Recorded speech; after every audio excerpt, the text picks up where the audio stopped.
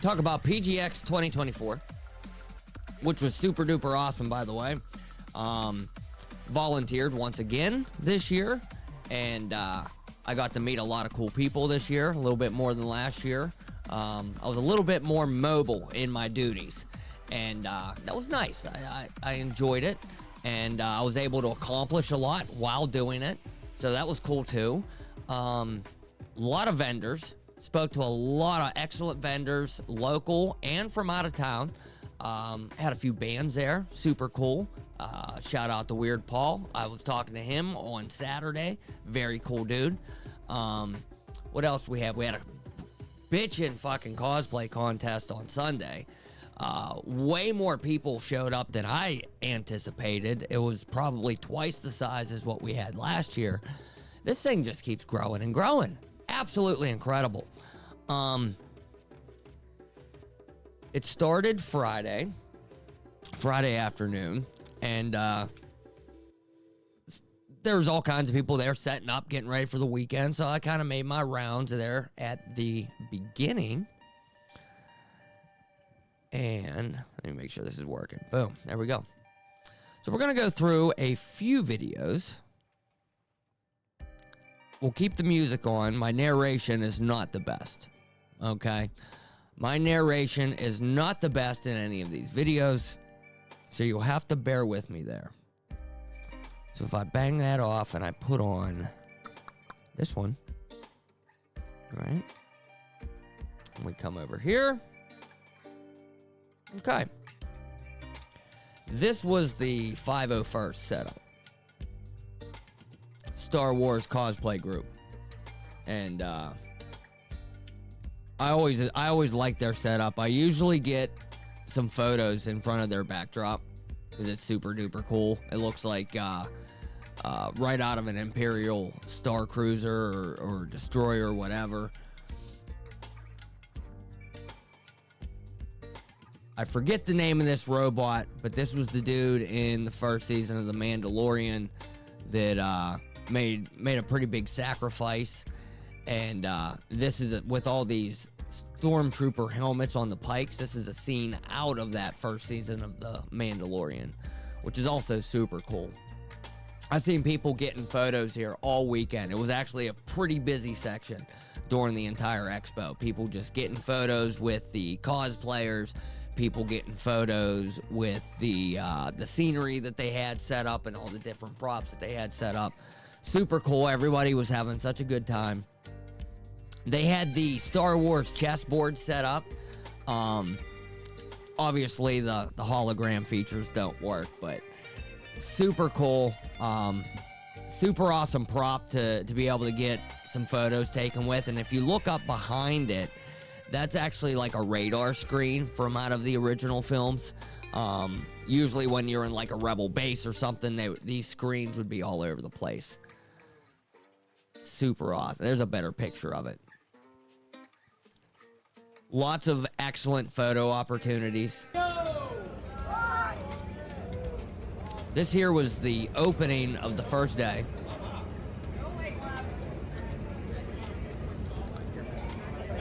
That guy there, he was there all weekend dressed up as Cloud from Final Fantasy VII.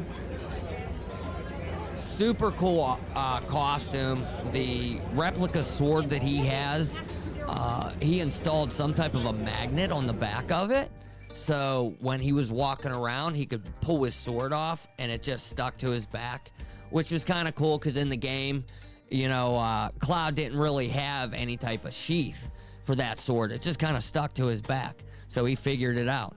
And it worked really good. I didn't see him struggling with that thing at all. He must have had some pretty good magnet in there. Super cool, man. Here's outside. Right, people, doors are open. This is outside of the convention. And we are ready to go here. Vendors, check. Arcade, check. Consoles, check. All your gaming needs. Absolutely. You should have seen the stuff online still. Or at the door. Get on down. You should have seen the stuff in there. Video game, I mean, They had Atari cartridges, SNES cartridges, Sega cartridges. They had stuff for the Jaguar and the 3DO. They had Jaguars and 3DOs. I mean, and I'm telling you right now, PGX 2025 is already in the works, people. And at the rate that it's been going, it's only going to get bigger. So if you missed it this year, it's not a big deal. Make sure you get your tickets next year. It's definitely becoming the an event, as in you can't miss it. You got to be there. Super incredible. Look at this, Zaxxon. I had this game on, some people might know what this is called, a ColecoVision. It was a console back in the early 80s, late 70s, early 80s era, same time frame as the Atari. And they played a lot of similar games. And Zaxxon is one that I had. And Zaxxon, you're like this airplane, and you kind of go at like a diagonal, and you're on a bombing run. And dude, such a cool game, and I was blown away that I seen a cabinet there for this. Oh, we got to talk about her.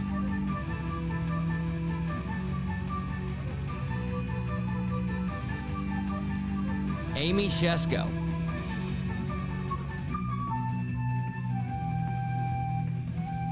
All weekend, folks. I'm not kidding. This girl played that flute all weekend.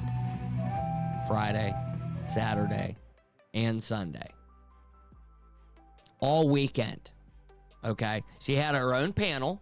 All right? It was at the very beginning of the convention on the first day. And then after the panel, she was allotted a space out on the floor. And I'm not kidding, folks. I have not seen this kind of endurance. She played from the time the doors opened until the time the doors closed. She was there playing her flute. Absolutely amazing. Amy Shesko. Check her out. Look, I'll get her credentials. I'll post them on my socials. Okay, I'll post their anybody we talk about here. I'll get their credentials on my socials, and if not there, I'll put a link to the PGX social. That's even better. Go there, check out what they got going on, and all these people, everyone that was involved there this weekend, you can contact them through there.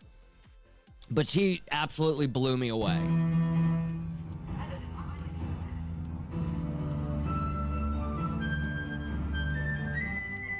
Name this tune. You know it?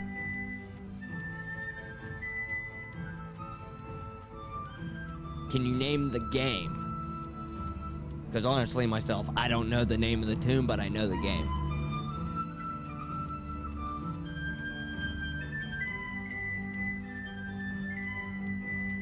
This is from Final Fantasy VII.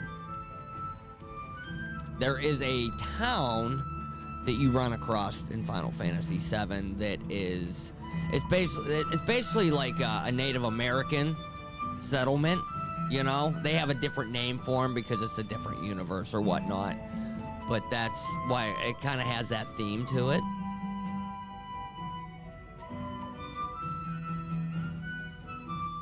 I thought that she was absolutely incredible. Just saying.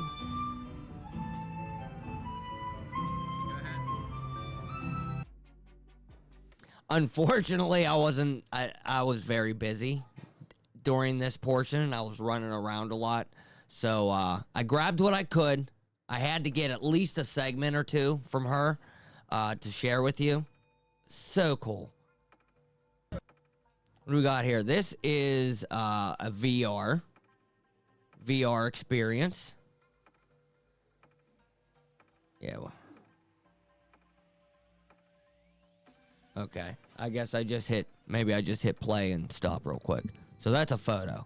They had a VR experience in the back corner, and that was busy all weekend. Every time I went past it and the people were there running it, there was somebody in there having a blast too. And I don't think I seen one person having a bad time all weekend. There we go. You know, I always get a kick out of watching people playing VR. Right? watching people play VR from a perspective where you have no idea what they're looking at. They're in a completely other different dimension right now.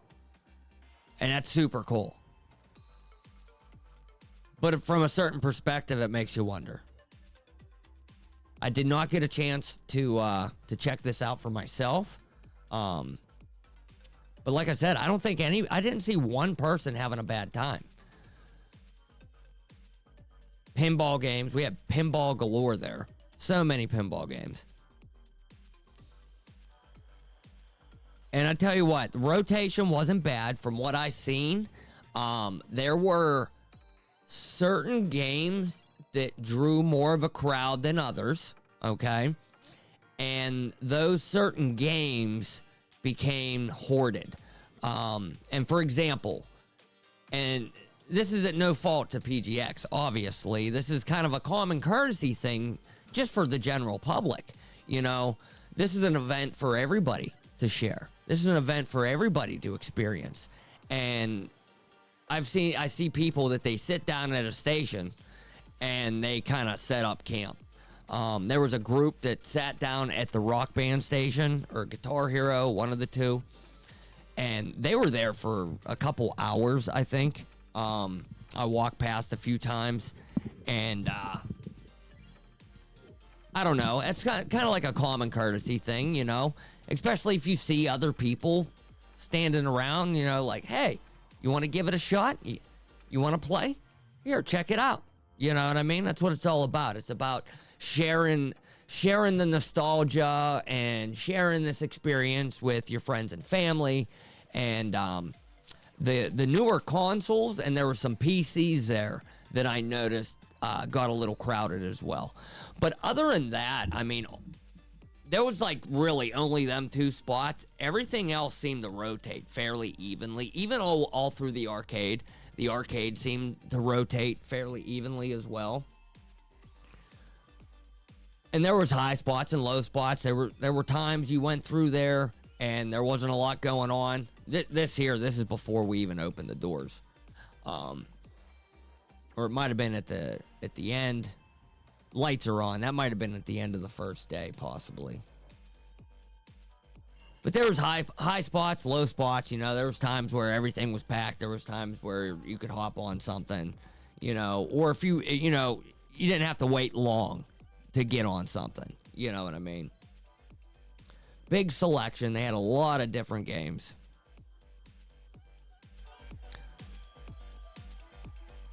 You see Galaga there. I hopped on that a couple times. I'm not that good at it, but I did play it.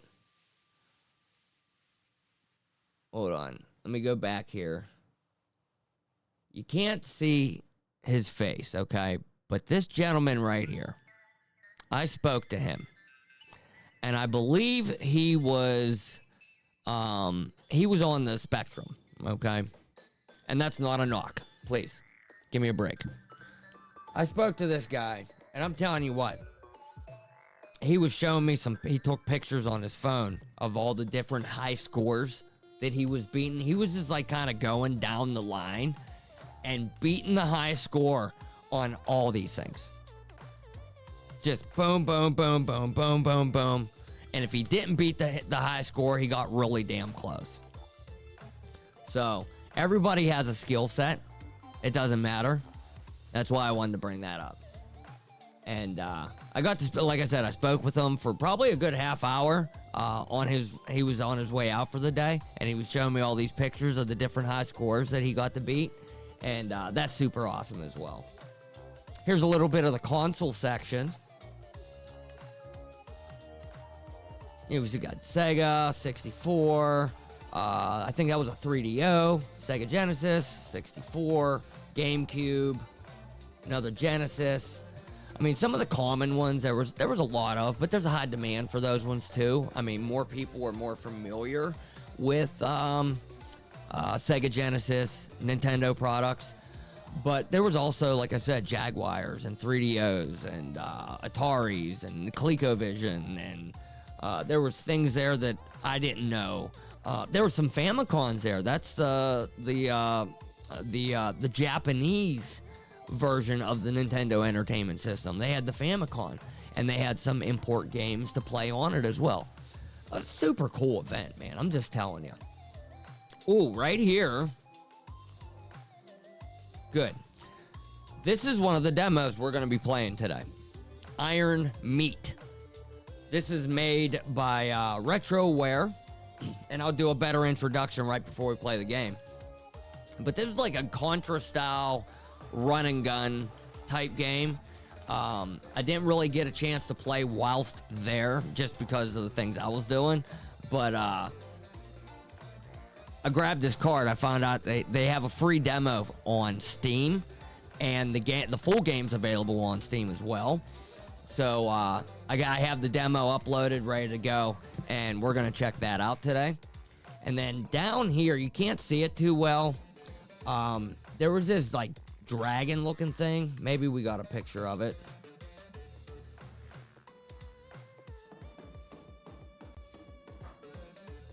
No. Anyway, there's this other gentleman. This is on the note of the demos. It's something a little bit different. It's called South Scrimshaw, and it's more of like a virtual novel. That's kind of how he explained it. Filmed in a documentary style with all custom art. So we're going to check that out later on as well. But this is more of the console area. I think this was called the Vectrix. Forgive me, please. But I remember I had a friend when I was a kid growing up that had one of these, black and white with the, it was like an asteroid game on it. We used to play all the time. Here we got some more pinballs. I played a good bit of pinball. Whenever I got a chance to cut off and play something, it was usually a pinball game. Because, I don't know. Most of these video games, for me anyway, I can play a majority of them anytime I want. Whether it, one way or another. But pinball, I mean, come on now. You have to have the actual cabinet to play and enjoy. Super Mario Brothers, right there. These were fun, dude. I played this one, not the Mushroom World, but that one to the right there. I played that one a good bit. That was a lot of fun. The first one there I played like once or twice. The other one I played a few times.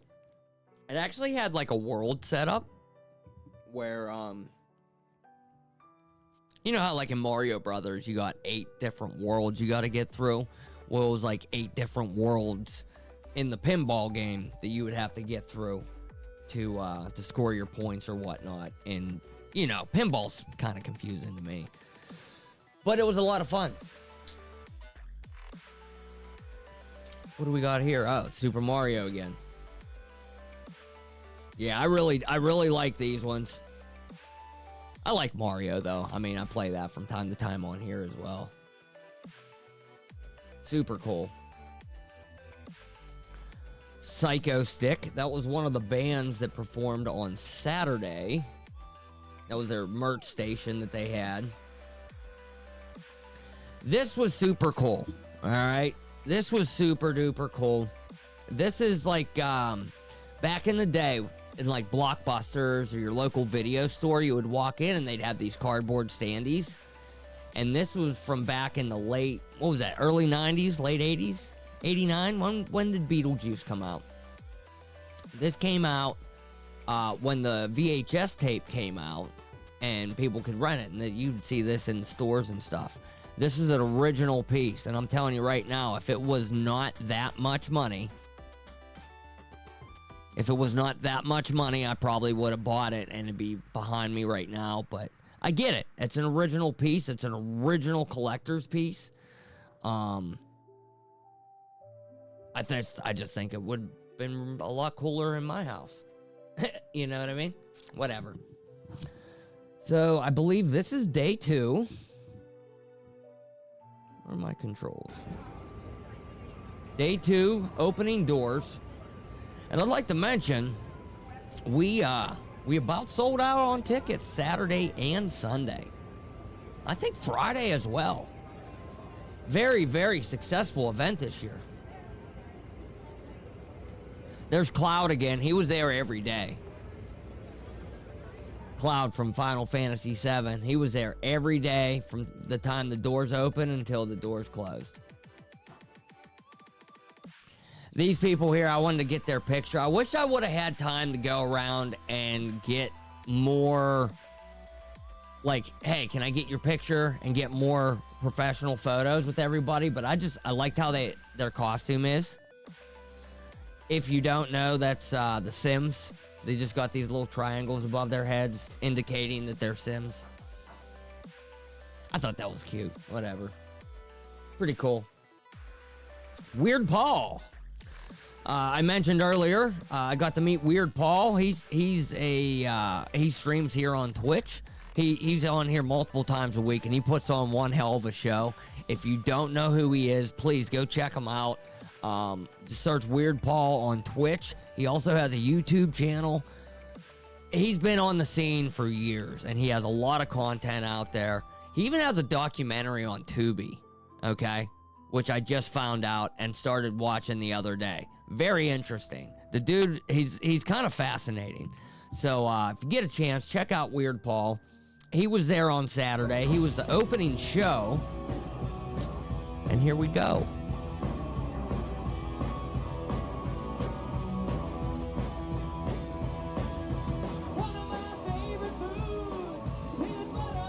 Peanut butter recall.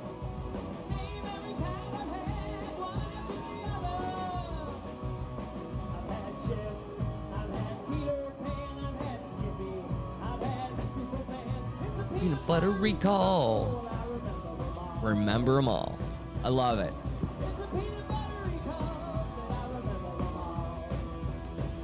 Very cool.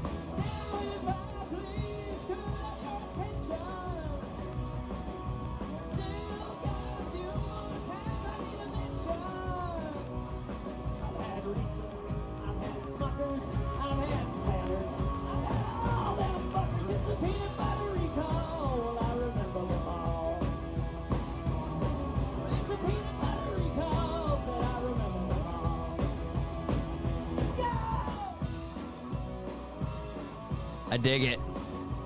Weird Paul.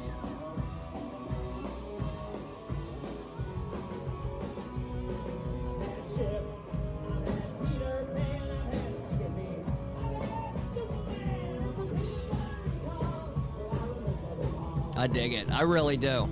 Like I said, he's here on Twitch. And I'm going to put the PGX credentials, and I'll put him and some of these other credentials in my socials. So definitely check that out and link up with all these people because they're amazing. Just saying, they're amazing.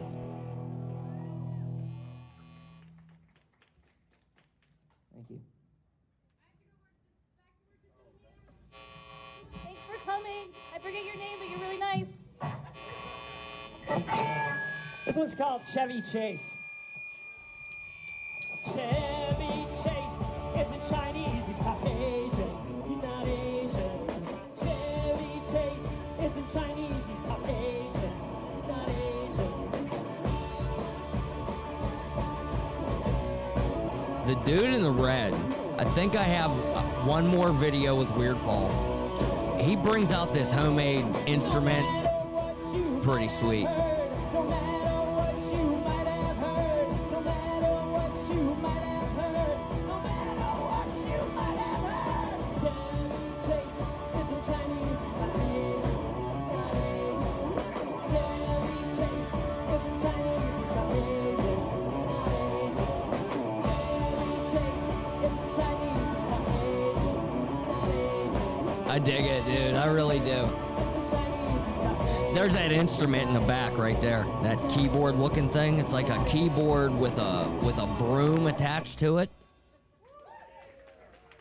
Keyboard with a broom. There we go. TV computer switch has a loose wire. Just jiggle it a little bit and we can still play Dragon Fire. I don't like to brag about my past, but I scored 890,000 points on Laser Blast. I dig it. My effort being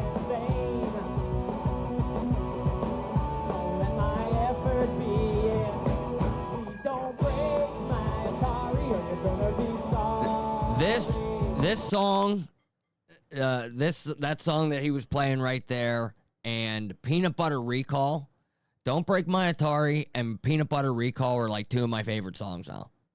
I'm not even messing around. They are stuck in my head on repeat. I've been singing them in my head for 3 days now, and that's okay. I dig it. This here is the table gaming section of the convention. And what you see there is what that looked like the entire weekend.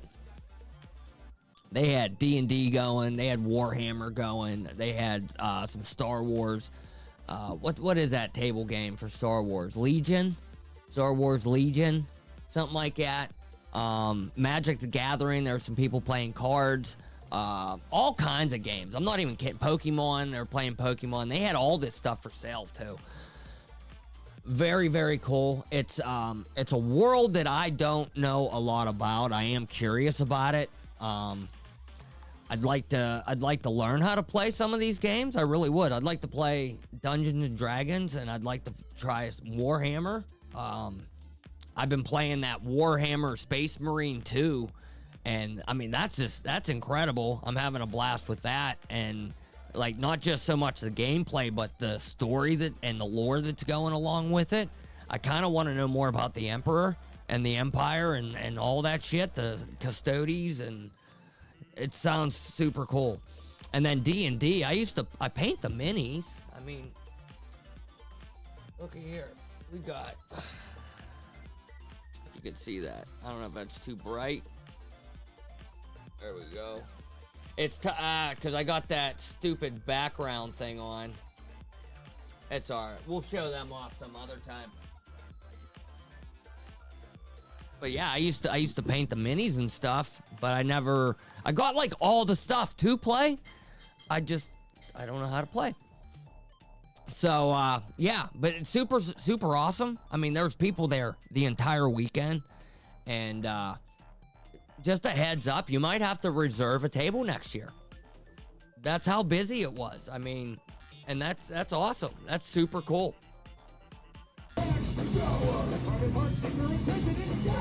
Back to the music. We got a little Psycho Stick.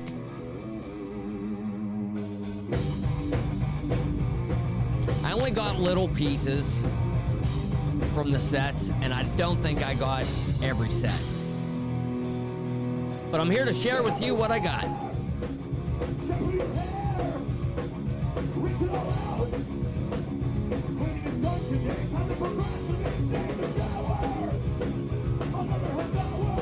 I dig it. They put on a really good show. They do the I Can Only Count to 4. And there was a Hokey Pokey song that they did that was a lot of fun.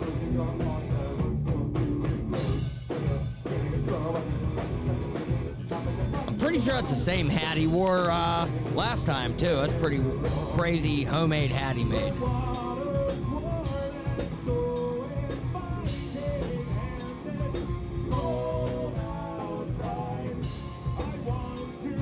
Each band, I think they put on anywhere from like 45 minutes to an hour each set, you know what I mean? It was pretty awesome. With like about an hour in between. Went really good.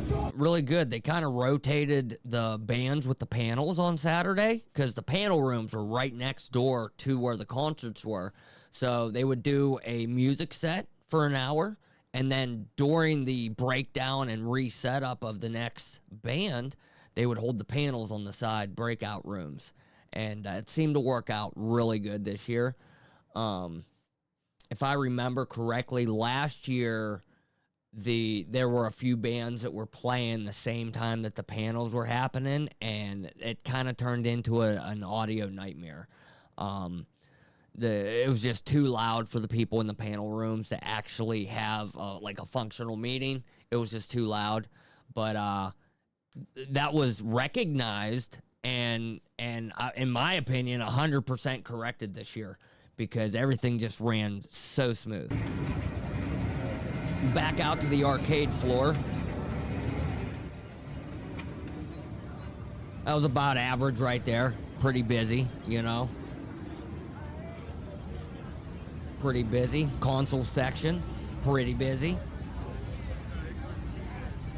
The one thing that I noticed, I did work in this section a little bit, and when I worked in this section, I had to consistently remind people to not have drinks around all the electrical equipment. I mean, I think that's kind of one of them common courtesy type things. I only had 2 people. I mean, this is the good thing. Everyone I asked was like super cool about it.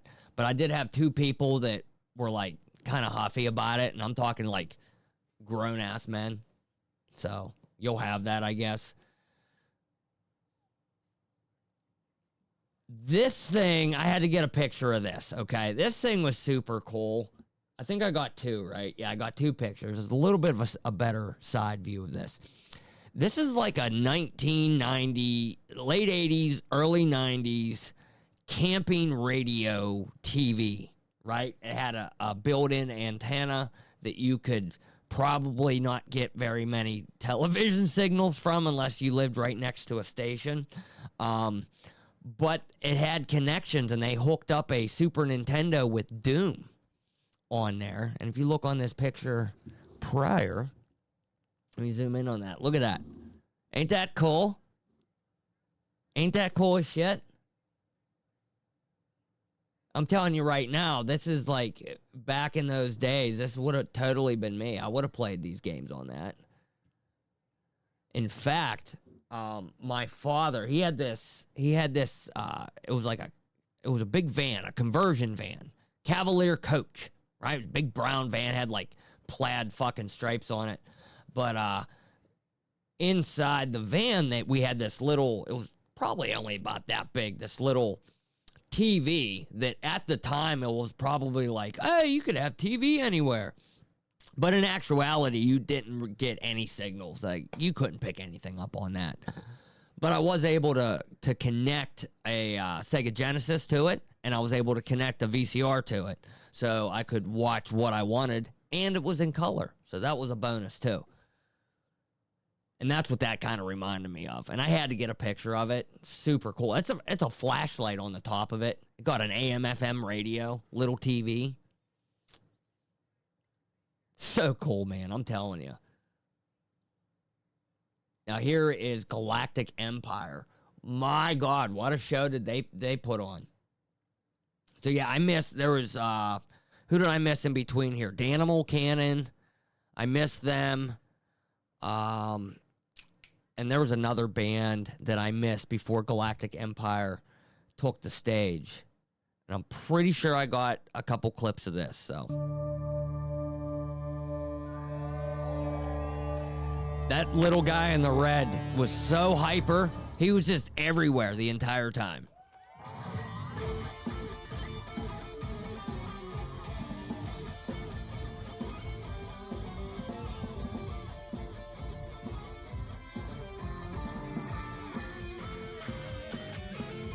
Ain't that cool?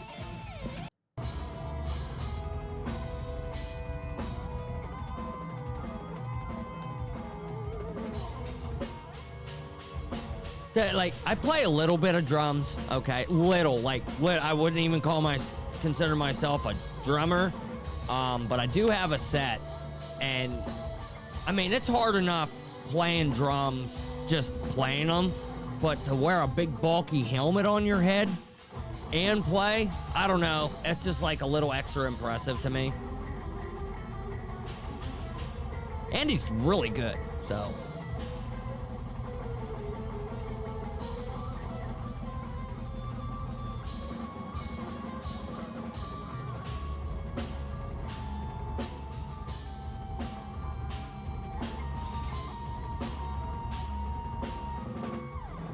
What a show. Not even kidding. What a show. It was harder to get up front, like to get a straight on shot of these guys. It was just too many people.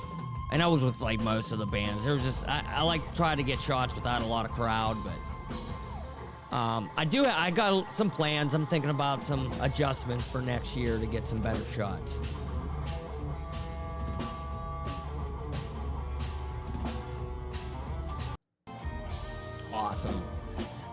This was they had some dude dress up in his dinosaur suit.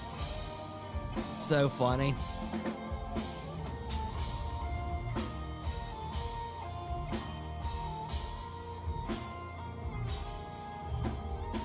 Pretty sure I got one more. Yeah. Here he comes. Look at this. They got some like Imperial officer chasing them around.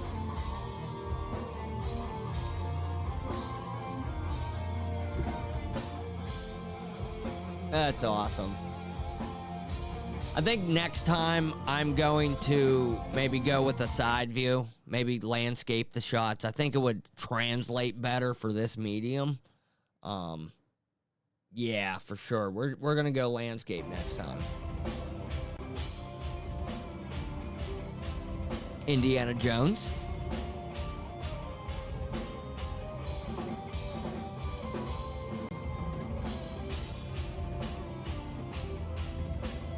I was a little bit worried that the sound wasn't going to come through very well. Because where I was taking these videos from was incredibly loud. Oh my, was it loud. But it came through good. Came through good. Okay, so that was it for the bands, I believe. And I'm telling you right now, all the ones that I've seen, and from the people that I spoke to that seen the other bands, everything was just so incredible. And I really enjoyed all the groups that I seen. I mean, everything. That one dude was bouncing around and doing twirls the entire set. I mean, I would have been so dizzy and fallen over about 5 minutes into any of that. So, super cool, very impressive, a lot of fun. I had to get a picture of this. This is the Crisis PC. I thought this was cool. And let me read this. The Crisis PC, a tribute to the game that wrecked PCs everywhere. Every part in this PC, except for the power supply, was manufactured before the release of Crisis in November of 2007. If you wanted to play Crisis on release day with the best possible experience, this is the PC that you would need. And this thing was running a Intel Core 2 Extreme QX 6850 with an NVIDIA GeForce 8800 GTX, two of them. It was running on a double GPU, okay? A motherboard, EVGA Enforce 6080i SLI with 4 gigabytes of RAM. What?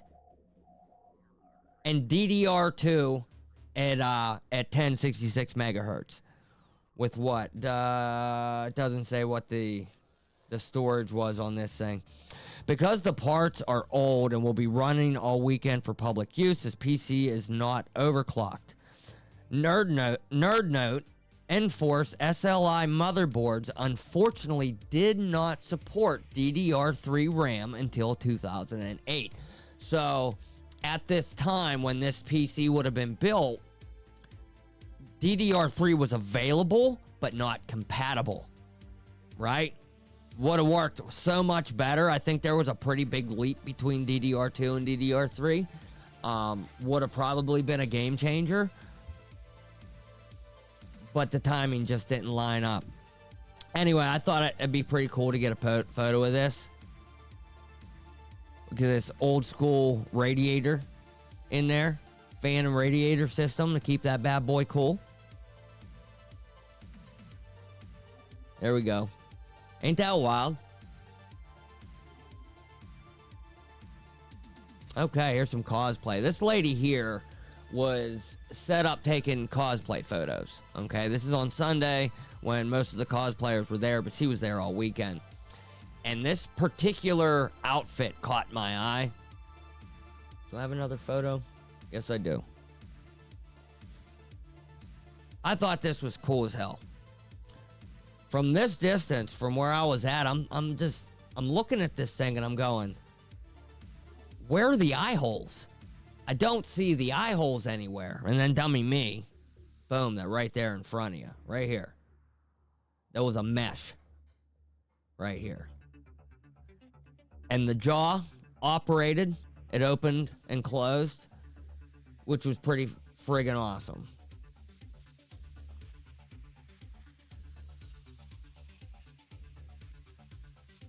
All right, that's a vendor.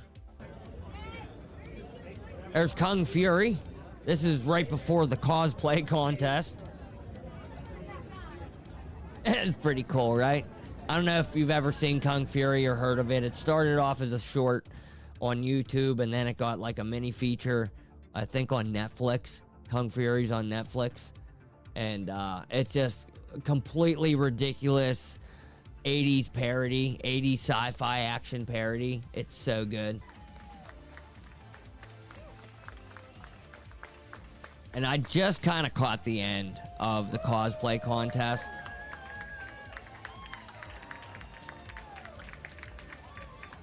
Unfortunately, I missed the majority of it. All right. Keep it going, keep it going. Gate 3.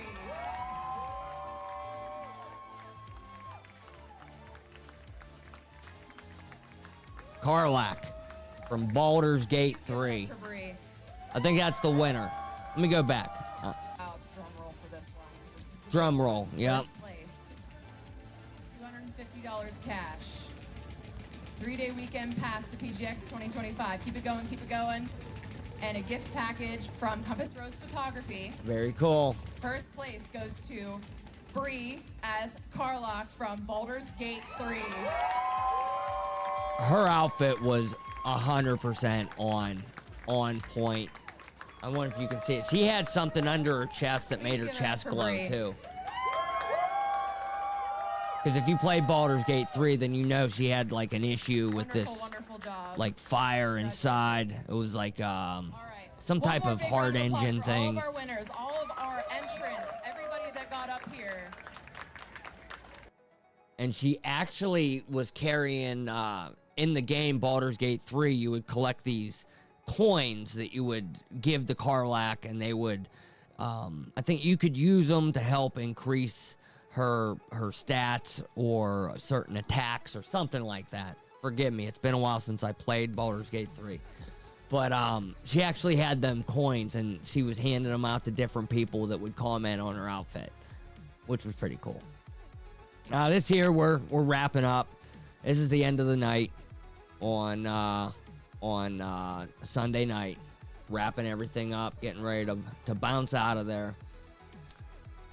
It was sad, you know. It was kind of like a bittersweet thing. It was sad that it was over. I feel like I could live at this place, you know. I wish I could live at this place, but I don't think my body could keep up with that level. And then again, you would adapt. It was just like 100% go from the time it started till the time it ended. And what was it, the Monday afterward? I'm not even kidding. I was in like a coma that entire day. I was gonna do this stream yesterday, but I couldn't. I was just way too tired for it. Not ready for anything like that. So bittersweet. It was sad to see it end, but my body, my back, my feet were happy for it to be over. And we broke things down pretty quick. I mean, I think the doors closed at 5 on Sunday, and we had everything palletized and ready to go by 9, for the most part. There's Mario and Peach. I wanted to get a photo with the pipes, but I just never got around to it. Hopefully they bring them back next year. I'll get a photo with it next year. It'd be cool. But day one, I had to secure these two things because they kept wanting to fall over. And I built basically just like a cross scaffold out of some piping and some zip ties and a base plate and a sandbag for Mario. And then I took some rope anchors that were coming off of Peach, and I found a spot I can anchor her back to the wall. And they stood all weekend, so that was a bonus. And I believe that's the last photo. That's it. That's it for photo time, folks.